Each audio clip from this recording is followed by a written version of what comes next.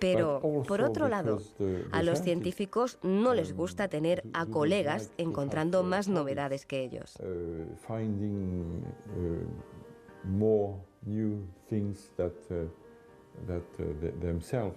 Luego, con el tiempo, cuando miro eso, yo tengo la sensación, esto a mucha gente no le llegará, pero que en el mundo científico también hay sus regresos y sus puñaladas y sus cosas, ¿no? Y que a lo mejor este hombre fue víctima de una de esas cosas.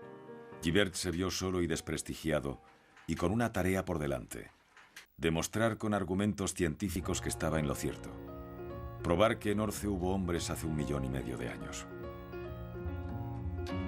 Para cumplir su propósito, José Gibert tenía que demostrar en primer lugar que el cráneo de Orce pertenecía realmente a la especie humana. Contó con la ayuda del doctor Campillo, eminente neurocirujano, para asegurar bien los aspectos morfológicos del mismo. Los análisis radiográficos y tomográficos vinieron a darle la razón tras años de estudios comparativos. El hallazgo de otros cráneos humanos con cresta occipital a lo largo de 2 décadas supuso un respaldo para sus teorías. Hay que destacar, por su excepcional parecido con el cráneo de Orce, al denominado Niño de Francolí. Este fragmento craneal de época tardorromana fue descubierto en 2006 en Tarragona. Su similitud anatómica con el cráneo de Orce es tan grande que ha terminado por convencer a la mayoría de los científicos escépticos, ya que presenta una cresta occipital casi idéntica al hombre de Orce. José Gibert y su equipo de colaboradores demostraron que el fragmento craneal de Orce perteneció a un individuo con una gran capacidad cerebral. Para ello se tuvieron en cuenta el tamaño de las marcas de las venas cerebrales. Estas marcas, conocidas como impresiones digitales, indican en el caso de Orce que fueron lo bastante grandes para suministrar una gran cantidad de sangre al cerebro. Por lo tanto, se trataba de un cerebro grande, del cerebro de un individuo de la especie humana.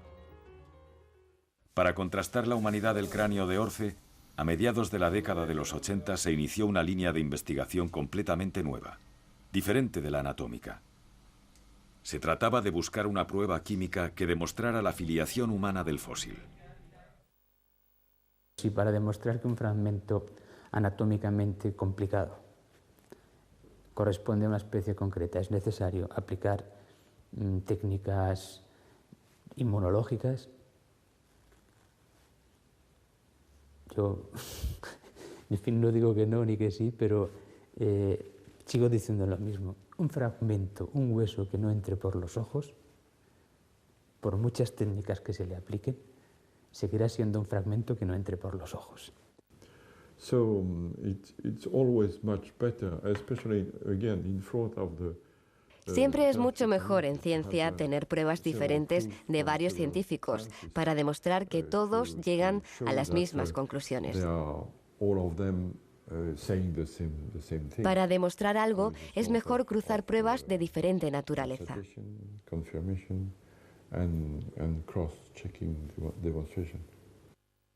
Puesto que el ADN no es aplicable, ya que la presencia de esta biomolécula no se encuentra más allá de 100.000 años, la única alternativa entonces, como moléculas informativas, eran las proteínas. Las proteínas pueden ser identificadas específicamente mediante otro tipo de proteínas que son anticuerpos. Se pueden identificar incluso hasta partes de esas proteínas, porque hay que suponer que si las proteínas sobreviven en fósiles, deben de estar desnaturalizadas y fraccionadas.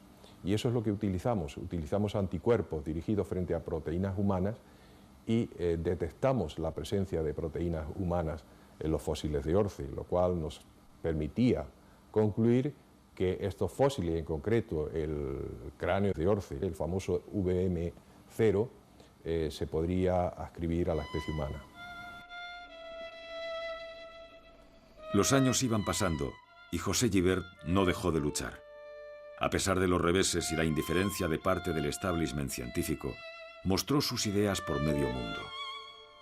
Fue de congreso en congreso comunicando con sinceridad y eficacia cada uno de sus descubrimientos. El hallazgo de otros fósiles humanos en Orce fue una gran aportación para las teorías de José Gibert. En años sucesivos se descubrieron 4 restos humanos en los yacimientos de Orce. 2 diáfisis humerales en el yacimiento de Venta-Micena, un fragmento de molar en Barranco León y un cúbito que estaba en fase de estudio y que en la actualidad se encuentra desaparecido. Los 2 fragmentos de húmero aparecieron en un lugar muy próximo al VM0. Fueron sometidos a pruebas de inmunología y el resultado fue positivo. Es decir, que en los 2 húmeros de Venta-Micena existen proteínas humanas. En cuanto a su anatomía, hay que destacar que el canal medular es estrecho, un rasgo propio de los humanos. En los extremos de los huesos se aprecian marcas de mordedura de hienas. La figura más prestigiosa de la paleoantropología mundial, el doctor Philip Tobias, ha afirmado sin reservas en reiteradas ocasiones que los 2 húmeros de Orce son inequívocamente humanos. En la península ibérica existen 2 yacimientos en los que han aparecido húmeros humanos y posibles restos dentales: Cueva Victoria en Cartagena y la Sima del Elefante en la Sierra de Atapuerca.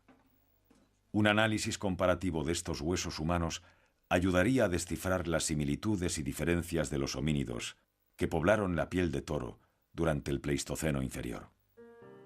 En este metápodo de caballo se aprecian claramente las marcas de corte que los homínidos de Orce dejaron al descarnarlo.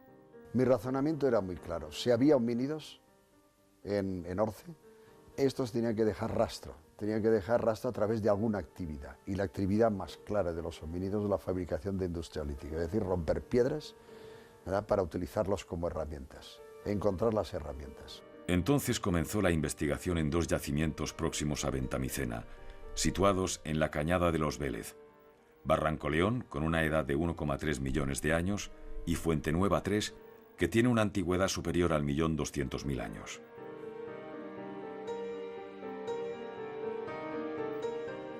Cuando aparecieron las primeras industrias líticas en Orce, José Gibert fue acusado de fraude arqueológico, de introducir las piezas en los yacimientos. En 1987 la Junta nos dio permiso para prospectar en la zona.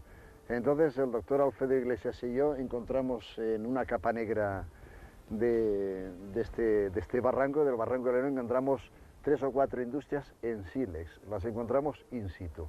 Eso me animó a seguir buscando, ¿no?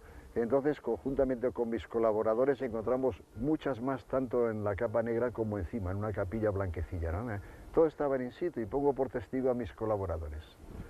Hasta 1995 no pudimos hacer una excavación normalizada, con el protocolo arqueológico correcto. Para eso tuvimos que hacer un corto de 18 metros y se hizo en el sitio exacto y riguroso, donde sabíamos que debajo había huesos e industria, sin dañar ninguna capa fosilífera. Y efectivamente bajamos hicimos ese corte, hicimos la excavación con el protocolo arqueológico riguroso y los 300 científicos del Congreso Internacional de Paleontología Humana pudieron comprobar que había industrias asociadas a huesos extraídas con todo el rigor arqueológico que en aquel momento disponíamos y por lo tanto aquí no hay ninguna falsificación. Y yo sé que aquí se me acusa de 2 cosas: de haber destruido capas fosilíferas en estos 18 metros, lo que no es verdad, y de haber introducido industrias en las capas, en fin, intentando hacer un fraude arqueológico, lo que tampoco es verdad. Y pongo por testigo a los 300 científicos que pasaron por aquí el año 1995. And there are these bones, but as you know, there are also stone tools. Existían los huesos, pero también se hallaron herramientas de piedra en muchos lugares. Algunos prehistoriadores, algunos arqueólogos, estuvieron allí al principio de las excavaciones y corroboraron la antigüedad de las piezas. And have confirmed the quite early date. Pues la industria que ha aparecido en Orce, tanto en Barranco León como en Fuente Nueva 3, es de tipo oldubayense, también llamada modo 1. Es la industria más sencilla que se puede fabricar, simplemente fragmentos de lascas de sílex, son lascas sin retocar. La mayoría de las industrias de Orce eran obtenidas de las rocas jurásicas de la Sierra de la Umbría que rodaban río abajo. Nuestros antepasados las cogían, las trasladaban hasta el lugar de uso y las tallaban. Eran empleadas para romper huesos y cortar carne de animales muertos. La fauna de grandes mamíferos era muy abundante. Bueno, pues en la depresión Guadix-Baza quizá es la cuenca sedimentaria mejor de Eurasia para estudiar la evolución de la fauna fósil desde el Mioceno terminal hasta prácticamente la actualidad, de manera que hay un montón de fauna, ¿no? Quizá lo interesante es la asociada con los restos humanos y las industrias líticas, ¿eh? Esa, de momento, según las investigaciones hasta ahora realizadas, bueno, pues la más abundante está en Ventamicena, donde se encuentran los 4 restos humanos que hasta ahora hemos encontrado, ¿no? Y entre Ventamicena y Barranco León y Fuente Nueva 3, pues la fauna poco varía. En ocasiones, la competencia con hienas y tigres de dientes de sable era a vida o muerte, como ocurrió con el hombre de Orce. Murió comido por una hiena, vamos, esa es el gran drama. De esto tenemos bastantes evidencias, ¿no? Había una competencia entre homínidos y hienas por conseguir las proteínas, y este niño de unos 5 años pues fue cazado y comido por una hiena. Cercana a la Unión, rodeada de minas míticas como el Cabezo Rajao, el filón de plata más grande del Imperio Romano, próxima al litoral del Mar Menor, se encuentra Cueva Victoria, un yacimiento paleontológico clave para investigar la ocupación humana en la región. Un yacimiento en el que trabajó José Gibert durante 25 años. Cueva Victoria está muy cerca de Orce, a escasos kilómetros. Si se demuestra que aquí hubo ocupación humana durante el Pleistoceno, se reforzaría el paradigma de José Gibert y su equipo. Sería una prueba más del poblamiento humano en el sureste peninsular hace más de 1 millón de años. El trabajo que realizan los científicos en Cueva Victoria es prolijo. Por una parte se criban miles de kilos de tierra en busca de fósiles pequeños, especialmente dientes de roedores y otros micromamíferos, que sirvan para confirmar las dataciones paleontológicas. También se obtienen fragmentos de huesos fosilizados que pueden pasar desapercibidos a simple vista.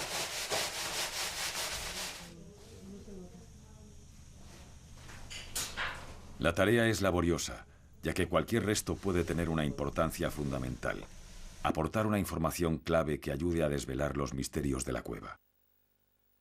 Todos y cada uno de los huesecillos y dientes son observados al microscopio y catalogados para un estudio más completo en una fase posterior.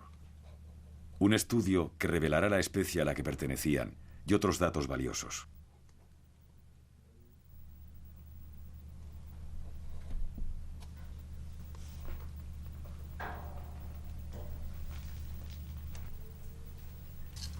En los lugares en los que afloran los huesos de mayor tamaño, el trabajo de extracción es minucioso. Hay que registrar las coordenadas de cada fósil tridimensionalmente, para luego ir retirando la tierra que hay alrededor de los restos. Primero se usa un pequeño punzón y luego unos pinceles y brochas.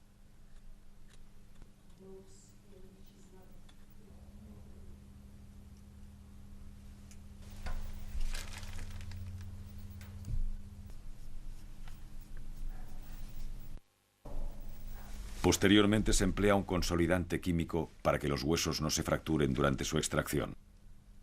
Estos fósiles llevan en el mismo lugar centenares de miles de años y son muy frágiles.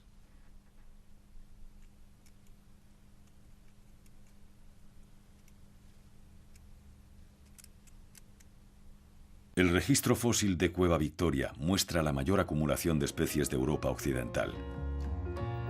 El fósil de Theropithecus osvaldi es un molar de un individuo adulto. Recientemente se ha obtenido otra pieza similar. Este primate es genuinamente africano y solo se ha descrito con seguridad fuera de África en el yacimiento de Cueva Victoria. Su localización en la península ibérica es un elemento a favor de la teoría del paso de los estrechos. Si un primate pudo pasar de África a la península ibérica, ¿por qué no pudieron hacerlo los homínidos?